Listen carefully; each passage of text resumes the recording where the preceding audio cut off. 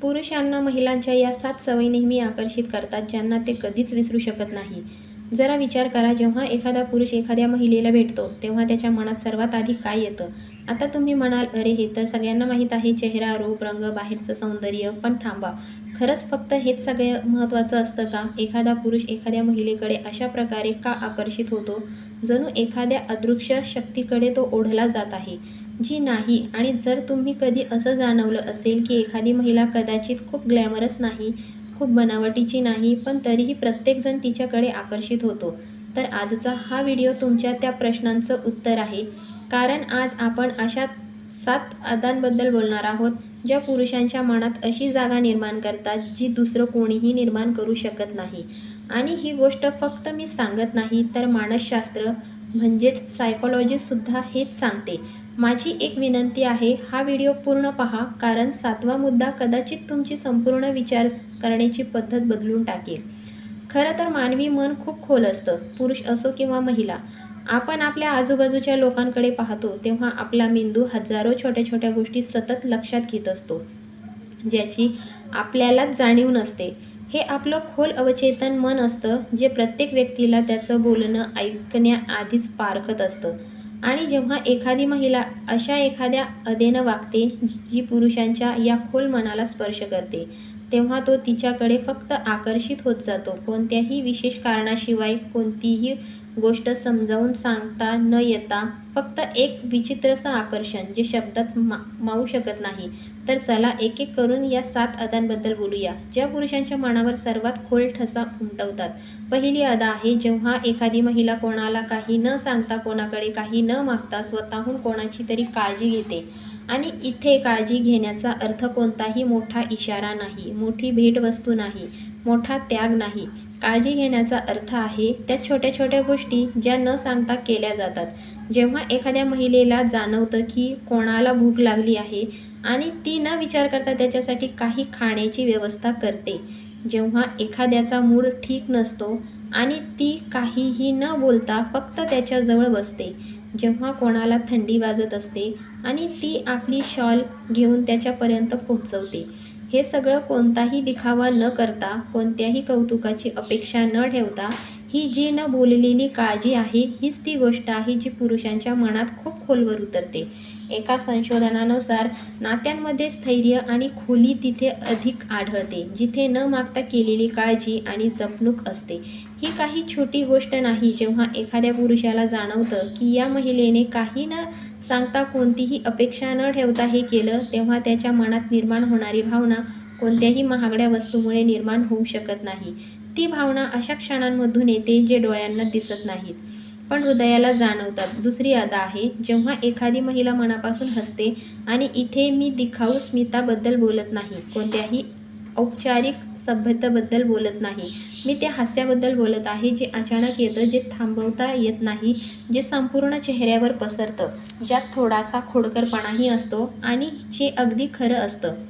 आता तुम्ही विचार करत असाल, हसण्यात काय आहे? सगळेच हसतात. पण थांबा, जेव्हा एखादी महिला कोणताही संकोच न करता, मी कशी दिसत आहे असा विचार न करता मनमोकळेपणाने हसते, तेव्हा ते फक्त एक रिॲक्शन नसतं, तो तिच्या खऱ्या व्यक्तिमत्त्वाचा सर्वात मोठा पुरावा असतो. मानसशास्त्रानुसार जो व्यक्ती मनमोकळेपणाने आणि प्रामाणिकपणे हसू शकतो, तोही दाखवतो की तो स्वतःसोबत सहज आणि आरामात आहे. त्याला इतरांच्या नजरेपेक्षा स्वतःच्या आनंदाची जास्त काळजी आहे आणि तो जसा आहे तसाच जगासमोर येतो. पुरुषांसाठी हे खूप आकर्षक असतं, कारण यामुळे त्यांना असं जाणवतं की या महिलेसोबत तेही मनमोकळेपणाने जगू शकतात, मनमोकळेपणाने हसू शकतात. असं वातावरण जिथे कोणताही न्याय नाही, कोणताही दिखावा नाही, फक्त खरी व्यक्ती आहे. आणि आजूबाजूला जेव्हा प्रत्येक ठिकाणी बनावटपणा दिसतो, तेव्हा ते खरं हास्य वेगळ्याच प्रकाशासारखं चमकतं. तिसरी अदा थोडी वेगळी आहे आणि कदाचित काही लोकांना आश्चर्यकारकही वाटेल. ती म्हणजे जेव्हा एखाद्या महिलेचं स्वतःचं मत असतं आणि तिने न घाबरता व्यक्त करते. आता बरेच लोक असा विचार करतात की पुरुषांना अशा महिला आवडतात, ज्या प्रत्येक गोष्टीला हो म्हणतात, कधी विरोध न करत नाहीत आणि प्रत्येक गोष्ट मान्य करतात.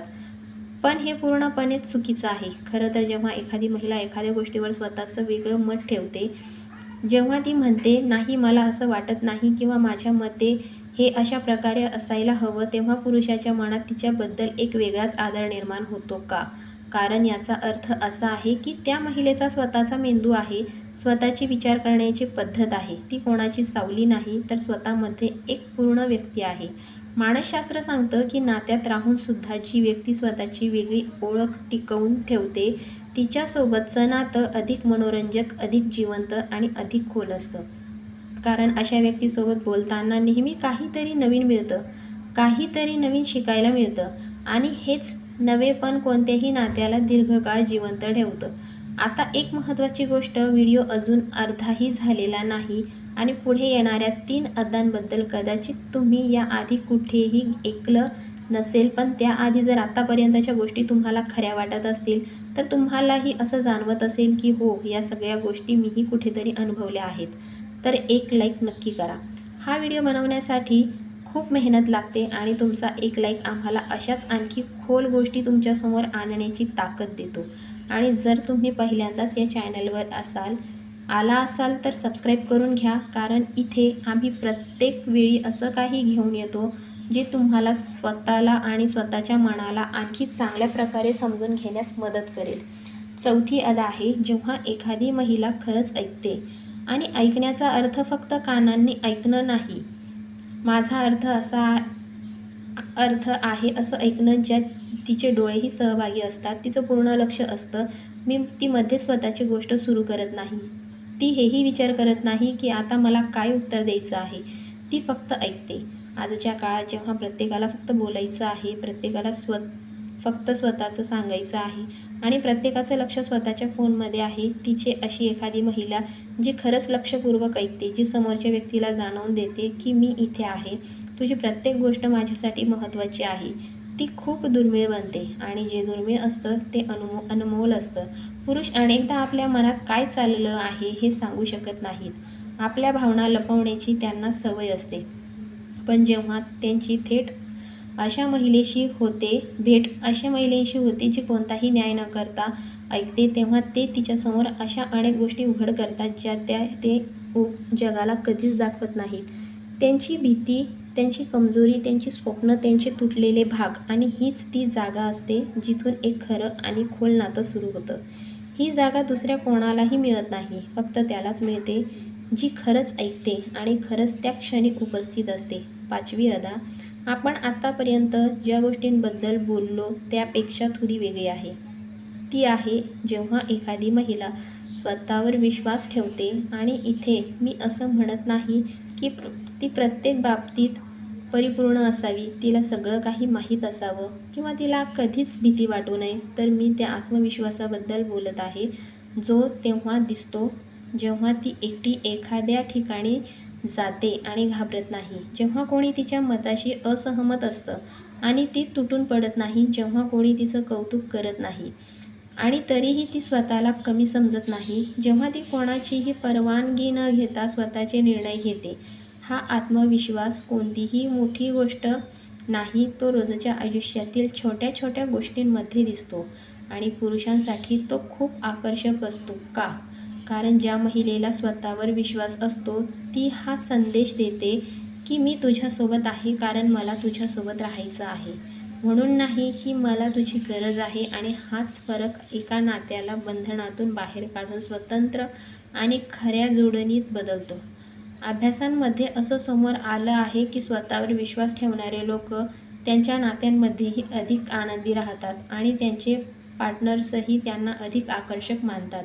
म्हणून ही फक्त एक अदा नाही, ही अशी शक्ती आहे जी प्रत्येक महिलेच्या आत आधीपासून असते, फक्त तिला ओळखण्याची गरज असते. 6वी अदा खूप खास आहे आणि ही अशी अदा आहे ज्याबद्दल फार कमी लोक बोलतात. ती आहे जेव्हा एखादी महिला आपल्या भावनांना न दाबते आणि ना त्यांचा अतिरेक करते, जेव्हा ती आपल्या भावना समजूतदारपणे आणि एका स्थिरतेने व्यक्त करते.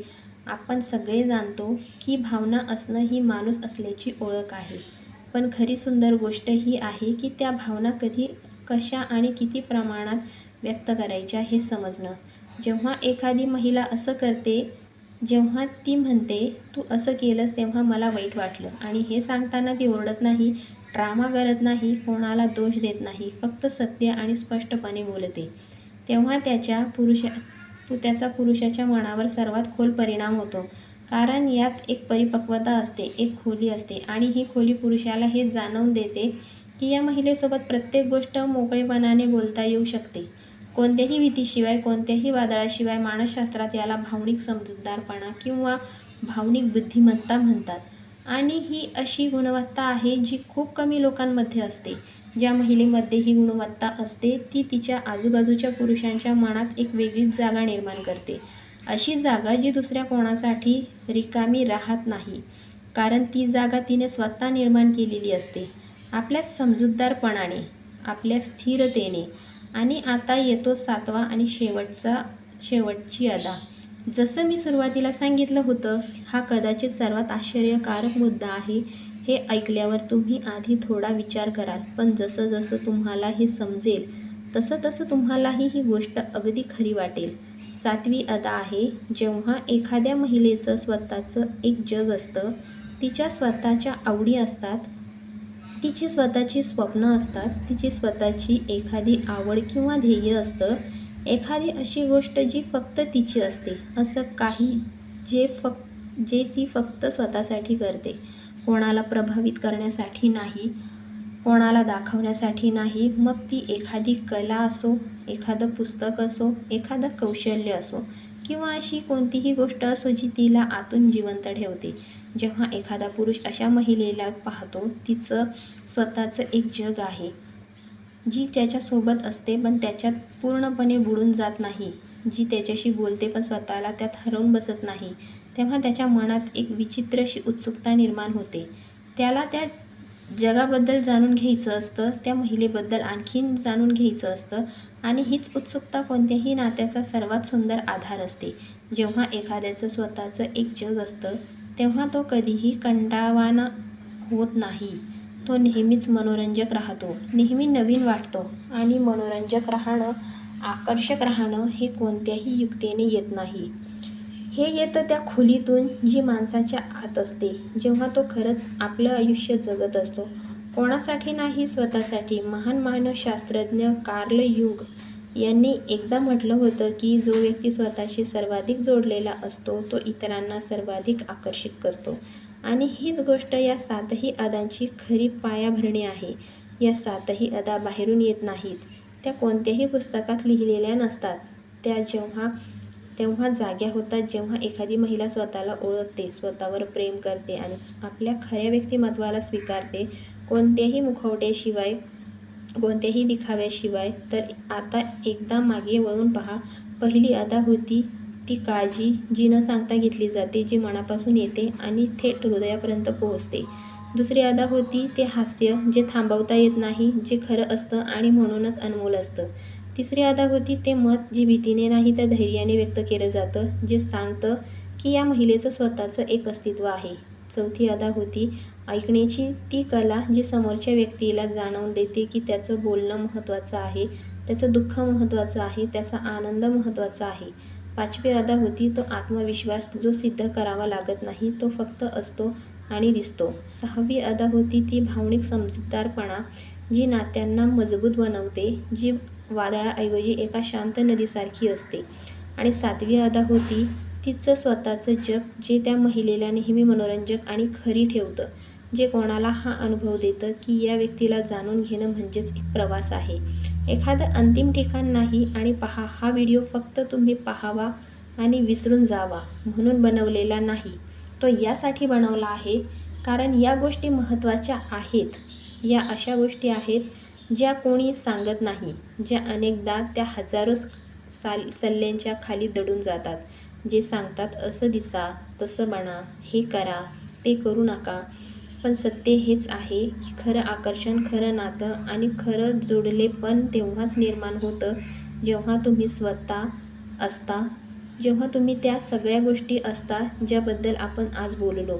जेव्हा तुम्ही तुमची काळजी व्यक्त करता, तेव्हा तुम्ही मनमोकळेपणाने हसता, जेव्हा तुम्ही तुमचं मत मांडता, जेव्हा तुम्ही खरंच ऐकता, जेव्हा तुम्ही स्वतःवर विश्वास ठेवता, जेव्हा तुम्ही तुमच्या भावना समजूतदारपणे व्यक्त करता आणि जेव्हा तुमचं स्वतःचं एक जग असतं. याच आहेत त्या 7 अदा, याच आहेत त्या 7 गोष्टी ज्या पुरुषांच्या फक्त हृदयात नाही तर त्यांच्या आत्म्यापर्यंत पोहोचतात. आता तुम्हाला एक गोष्ट सांगायची आहे. जर या व्हिडिओमधली एक जरी गोष्ट तुम्हाला स्वतःशी संबंधित वाटली असेल, तर एखाद्या मुद्द्याने तुमच्या मनाला स्पर्श केला असेल, तर कमेंटमध्ये नक्की सांगा. ती कोणती अदा तुम्हाला सर्वात जास्त खरी वाटली? ती पहिली अदा होती का न सांगता घेतलेली काळजी, की 5वी अदा होती तो आत्मविश्वास, की मग ती 7वी अदा ज्याबद्दल कदाचित याआधी कोणी तुमच्याशी बोललंच नसेल? कमेंटमध्ये लिहा. कारण हे चॅनल तुमच्याशी संवाद साधण्यासाठी आहे, फक्त तुमच्यापर्यंत गोष्टी पोहोचवण्यासाठी नाही. तुमच्या कमेंट्स हीच या चॅनलची खरी ताकद आहे. आणि तुमच्या मनात असा एखादा प्रश्न असेल ज्याचं उत्तर तुम्हाला हवं असेल, किंवा असा एखादा विषय असेल ज्यावर तुम्ही बोलावं असं तुम्हाला वाटत असेल, तर तोही खाली कमेंटमध्ये लिहा. आम्ही वाचतो, आम्ही ऐकतो. आणि जर तुम्हाला अशाच आणखी खोल आणि महत्त्वाच्या गोष्टी तुमच्यापर्यंत पोहोचवत राहाव्यात असं वाटत असेल, तर चॅनलला नक्की सबस्क्राईब करा आणि बेल आयकॉन दाबा, जेणेकरून एकही व्हिडिओ मिस होणार नाही. कारण प्रत्येक व्हिडिओमध्ये आम्ही असं काही घेऊन येतो जे तुम्हाला स्वतःला थोडं आणखी चांगल्या प्रकारे समजून घेण्यास मदत करेल. एक लाईकसुद्धा द्या, हे आमच्यासाठी खूप महत्त्वाचं आहे. आणि तुमचं हे एक छोटंसं पाऊल आम्हाला या गोष्टी हजारो आणखी लोकांपर्यंत पोहोचवण्यास मदत करतं. तोपर्यंत स्वतःची काळजी घ्या, स्वतःला ओळखत राहा आणि लक्षात ठेवा, तुमची सर्वात मोठी ताकद तीच आहे जी तुमच्यात आधीपासून आहे. धन्यवाद.